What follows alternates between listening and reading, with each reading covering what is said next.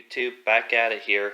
What I'm working on now, as you can see, the car is back on the jack stands back in the air, is the water pump was leaking. I mentioned it, I think, in a previous video, and so I've started tackling this problem. While I'm going to be doing the water pump, I'm also going to do the timing belt and everything else that goes along with it. I haven't seen too many videos of people doing these with the engine in the car, so that's what this video is going to be about. I hope you find it somewhat useful. Let's get started. Of course, the first thing you're going to need to do, jack the car up, get the passenger wheel off, and the passenger liner, the wheel well liner, is going to have to come out. And those are just held on by some push pins down here in these locations, and one screw here. Everything else is just these little doodads here, whatever you want to call those, and they're kind of located all over the place along the underside of the car. There's another one there. Just look around, you'll see them. I usually just use a flathead screwdriver and pry in between here and pop them out, and then they just pop out real easy. I've already got part of this torn down. As you can see, this top timing belt cover has already come off. There are 4 bolts that hold this top timing cover in, and they are different lengths, so when you take these out, don't get them mixed up, because like I said, they are different lengths and they do go to a certain location. There is one here, one there, and then on this back side there's one. I don't know if you can see it right there. So take those 4 out, and that plastic cover comes right out of there. After that, I went ahead and I removed my motor mount here, and you can see it here laying on the floor. There's 3 bolts here on the top. These 3 here are 14mm nuts, and then the bolt that comes through, mine was, here it is right here. It actually fed through this way, and that's an 18mm nut, and then this bolt head over here, that was a 17mm. And when you do that, you're going to want to have a jack ready, because this engine will start tilting and sagging down. So have a jack ready. I've got mine under there, a couple pieces of wood, and I've just got it up underneath the oil pan. And you're going to work a little bit to get this mount out. What I had to do is I had to get a screwdriver in between the mount here, in between the side here of a little flathead, and just kind of wedge it in there, and then I just had to kind of keep pulling up on the mount, and it eventually came out. So once you have the front timing cover off, what you're going to want to do is come down here, and what I did is I put a half inch drive, goes right into this crank pulley here, and then you're going to want to turn that to where, now I don't know if this crank pulley is in the correct spot, but I'll find that out in a little bit.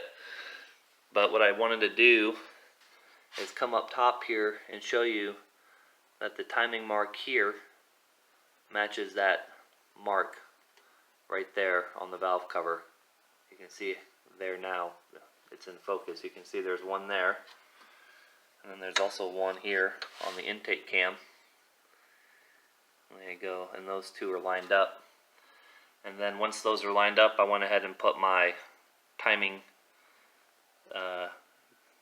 gear, I guess it's a lock in a way, it just slides in there, and that'll lock the cam gears to keep them from turning.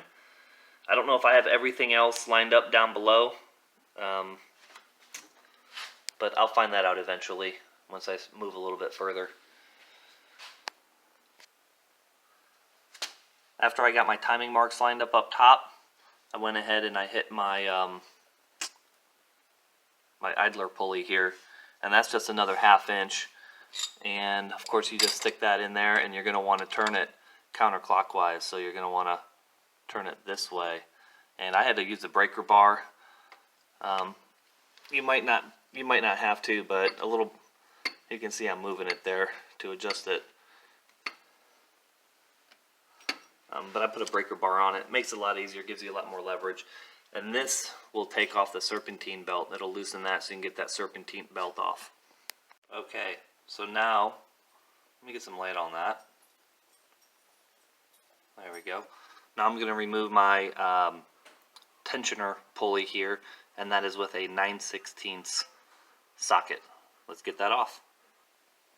Okay, with this bolt loose here, we have this bolt here, also for the tensioner, and that is a 12mm. Alright, and there you have it. Next thing I think what we're going to do here is I'm going to remove this pulley here, and that is a 15mm. Already I'm incorrect. It is a 14mm on that pulley. Okay, so here's the dilemma with this. I think I need to lower my engine down just a little bit because the bolt is hitting the frame here. So let me try giving that a shot to see if I can't get that bolt out. Alrighty, I was able to get that pulley out. And now that I'm still down here, I'm going to go ahead and remove the crank pulley, and that is 12mm socket, and there's 4 of those. Alright, so our crank pulley is off. Why can't I get light on that? There we go. Our crank pulley is off. Now just a heads up, there is a dowel pin right here in this location, and that lines up with a hole on the pulley right there. So when you go to take the crank pulley off, you don't want to like pry it sideways because you might actually break that pin. A little bit of lube, probably like WD-40 or something, will help. Luckily mine was pretty easy to take off there, but if yours is a little stuck, a little bit of lube and just kind of wiggling it back and forth will help break that loose, and because you don't want to break that off. Now that we got everything off the bottom here, let's go back up to the top and take the water pump pulley off. Okay, so here's our water pump pulley. You can see there's 4 bolts here, and they are 10mm, and you're probably going to need to use like an offset box end wrench where it's angled. You can kind of see where it's angled right there. I got another one here that's straight. You can see that that's relatively straight. You can't get that straight one down in there because the bolts are kind of tucked back inside the pulley. So use this offset one, and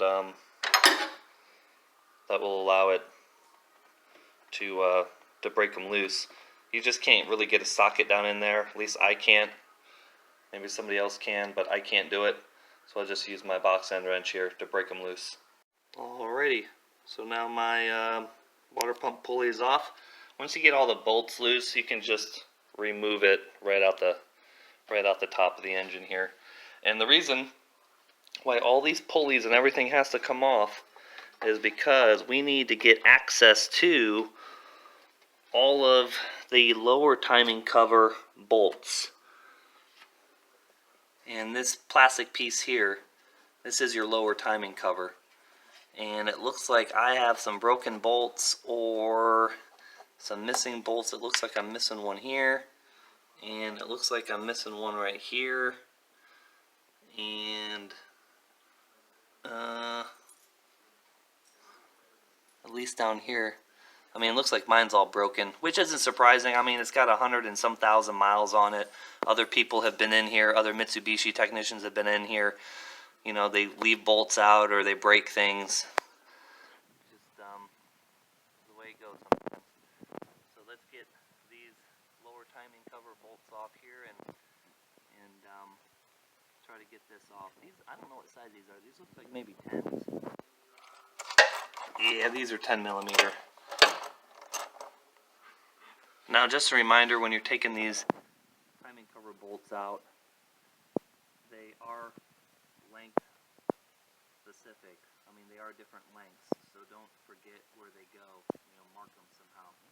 You don't want to forget where they go and get them in the wrong spot when you put them back in. Alright guys, so here's the timing cover, the lower timing cover. Once it's removed, you can see there's quite a few bolt locations for this lower timing cover.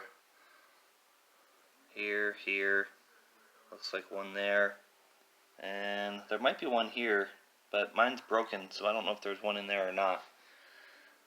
So we got 1, 2, 3, 4, 5, 6, 7, 8, 9, at least 10, maybe 11. So you can kind of see that the water pump pulley is here, and you got to get the water pump pulley off in order to access these two. Of course, then there's one on the top, one on the top. These are going to be easy to get to, a little bit more difficult. This one's easy to get to, not too terrible, and not bad. And of course, these ones at the bottom, these are easy to get to because you can access them from up underneath. Alright, so now that we have our lower timing cover off, there's our timing belt, tensioners. That's what it looks like from the underside. And from the top side, there's really not much you can see. Not much you can see from the top side here. There you go. And I'm going to show you the reason why I'm tearing all this apart. If I can get my camera up under here to show you. Where's my water pump? There's my water pump. This is the reason right here. See that? It's all dried up. But that discoloration, that's coolant.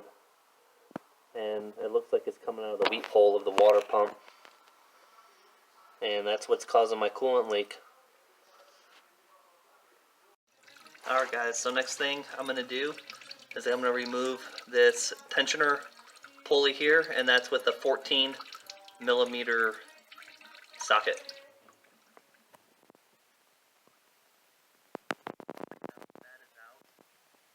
The timing belt just kind of flops here, so we can get that out of the way if you want. And next thing we're going to remove is this timing tensioner. And that appears, let me see what size these are. These bolts here are 12 millimeters. So let's go ahead and remove that.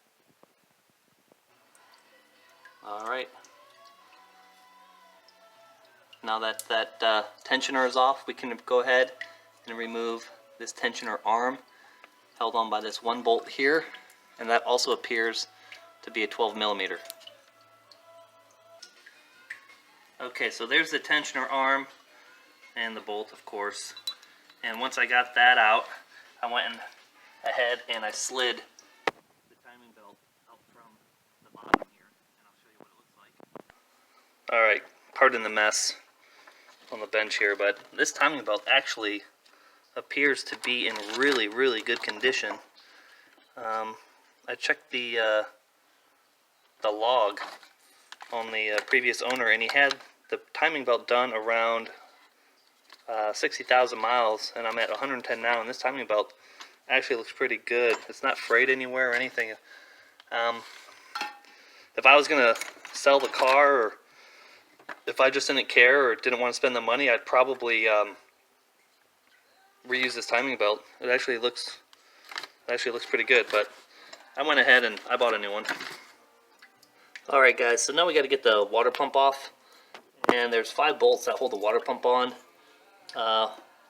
One here, one there, one on the top, it looks like, and this one here, and then one on the top with the alternator bracket.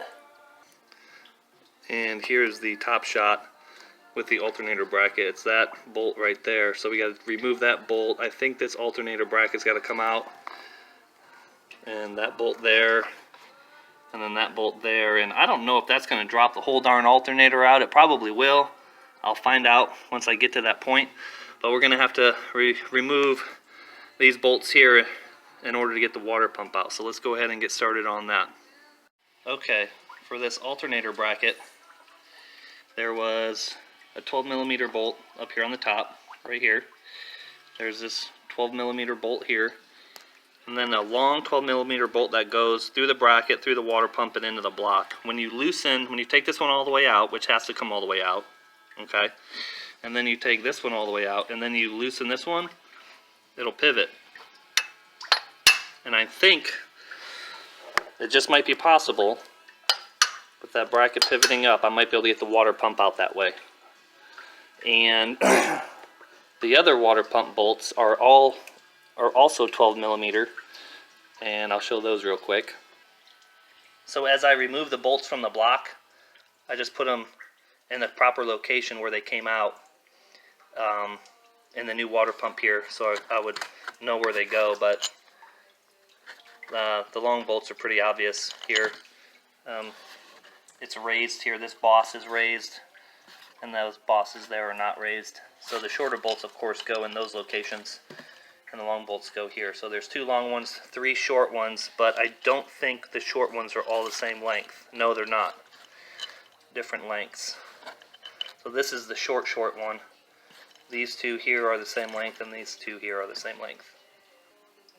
Alright guys, so I think by pivoting this bracket up, and I'm going to try to do it here with one hand, and I broke it loose already. It wasn't even stuck on all that tight, which is good. But here comes the pump, and I believe I'm going to have to take it out the bottom. Yeah, I'm not going to be able to get it out the top, so let's get it out the bottom.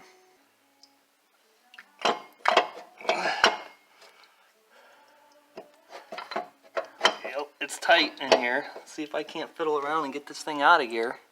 Okay, after fighting with it for a bit, I was actually able to slide it out the top, and it came up right through this area, right in here. I just moved this up all the way, and I was able to pull it up. And there's the old pump, and the weep hole is right here. Do I have light on that? There we go. The weep hole is right behind here, and focus. There you go, right back in there. And you could see where the coolant was dripping out, where it was drying, right in this area. It's out, new one's ready to go in. Okay, so the next thing that I ended up taking out is I had to get the pulley off here, or actually the bolt. This bolt that bolts onto the front of the crank here. I tried my air tools, and it just was not coming out.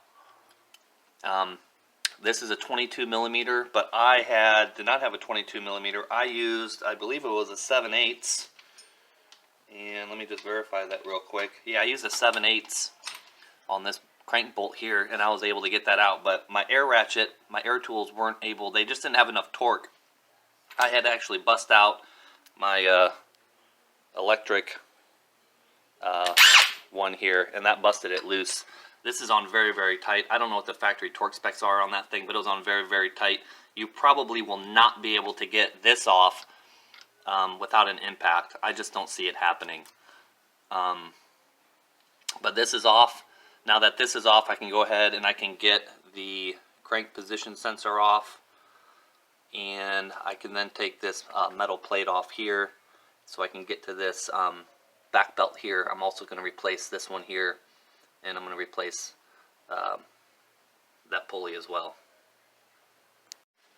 Alright, so now that we can unscrew this, once that's unscrewed, we can remove the timing sprocket, and then in order to get this metal plate out, you got to remove your crank position sensor, and these are 2 10mm bolts to get these out. Alright, bolts are out. We can slide this out of the way. Be careful with it. You don't want to have to replace that. And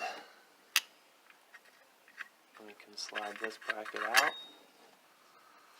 Now we're able to get this bolt here loose and then take that belt off. Alright, so now that this pulley is out of the way, you can get the lower timing belt or inner timing belt off. And it should just slide right out, essentially. Alright, so there, this one's off. And this one also looks really, really good, but I'm going to replace it. I bought a new one, I'll just replace it. And now that everything's off the underside here, I'm going to clean all this out and start putting everything back together. Alright guys, just real quickly, I'm going to go over the components that I got. And I ordered everything from STM. I ordered the Gates timing belt kit from STM. It's cheaper than the Mitsubishi stuff, but it does come with quite a bit of Mitsubishi parts. The water pump, of course, it comes with the water pump. That's the Gates. Comes with the Gates timing belt. The lower belt is actually a Mitsubishi part. Comes with a Mitsubishi pulley here, another Mitsubishi bearing or pulley, another tensioner, which is a Mitsubishi part, and then the Gates timing belt tensioner. So I guess the only difference between a Gates kit and a Mitsubishi kit is just the tensioner, the water pump, and the timing belt.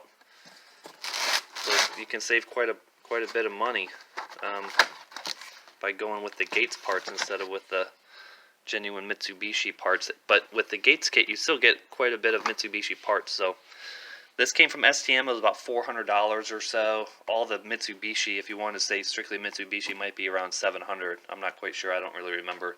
It was a lot. But let's go ahead and get started on putting all this back in. I'm going to go ahead and start on this belt first, and installation is just going to be reverse of taking everything off. Let's get started. Alright, I went ahead and I got the water pump put back in. That's all completed. All the bolts are tight. Got the bracket, alternator bracket all buttoned up. Of course, don't forget that bolt there. And of course, you can't forget the bolt on the water pump.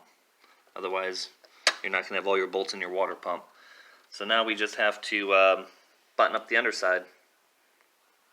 Let's go ahead and tighten up the crank pulley here.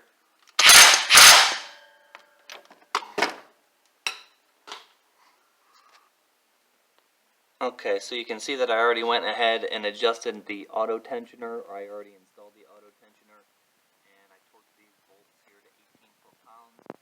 I've got the arm reinstalled. This bolt, got that torqued to about 16 pounds or so, and I gotta put the pulley on now. And here is the new pulley adjuster. Genuine Mitsubishi part. Alright, I have it installed, but I don't have the bolt tightened down yet. Now I'm going to install the brand new timing belt. Alright guys, so I think I got everything buttoned back up here, and I just wanted to go over the timing marks real quick. The timing mark on the balancer here, this dot is lined up with this point. On the crankshaft, that little notch is lined up with that little notch right there. Come up here.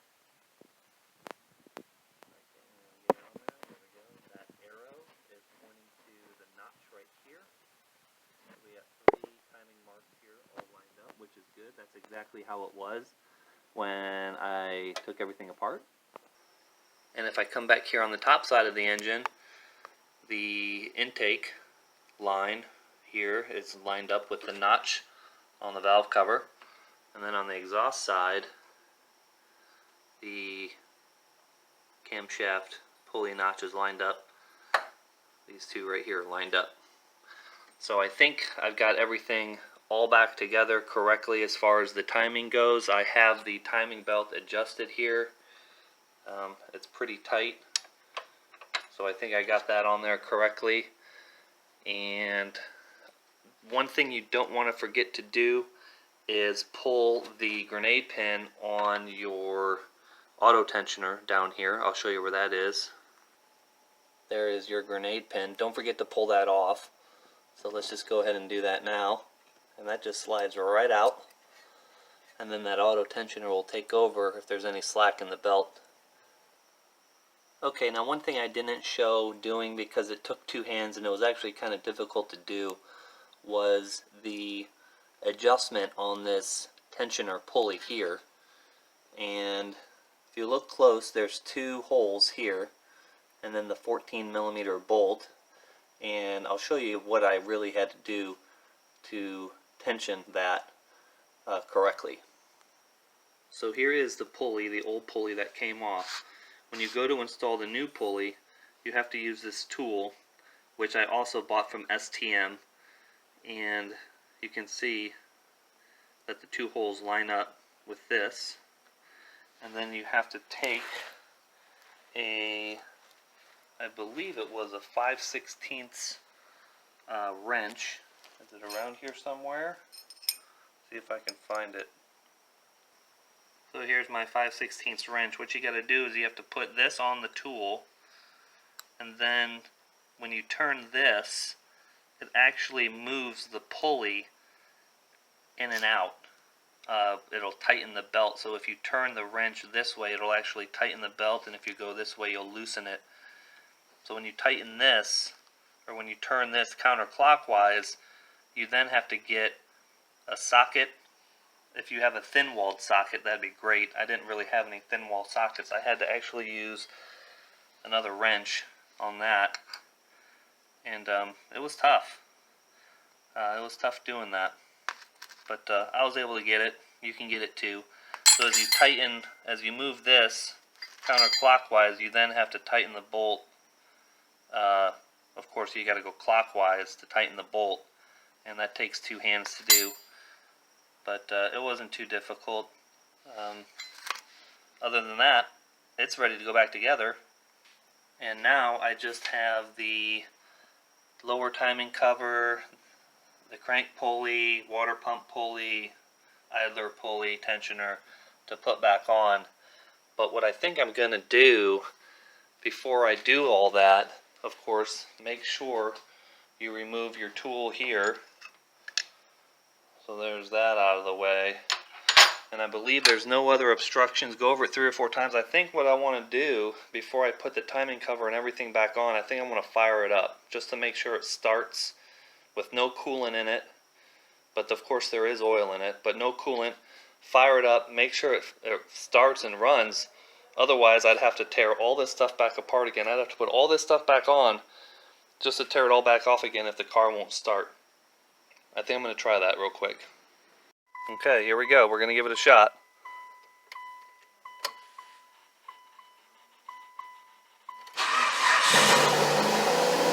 Oh, she's alive. Not making any funny noises. Let's shut it off. Alright. I guess I did something correctly. I'm a little happy about that. Go ahead and redisconnect the battery cable here. Don't want to drain the battery while I'm not driving it. So that's it, guys. I'm going to go ahead and wrap up this video. I'd say this job is complete. I just have to, of course, re-put on the timing cover again, and of course the pulleys and whatnot, but it's done. And one more thing I'm going to get also too is a new serpentine pulley, or a serpentine belt. It was a little old and cracked. And so there you go. All done.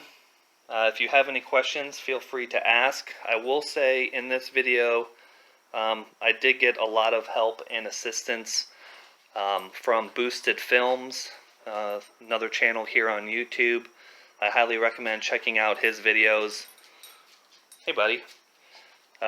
Boosted Films, once again, is the name of the YouTube handle where I got a lot of help from on doing this timing belt.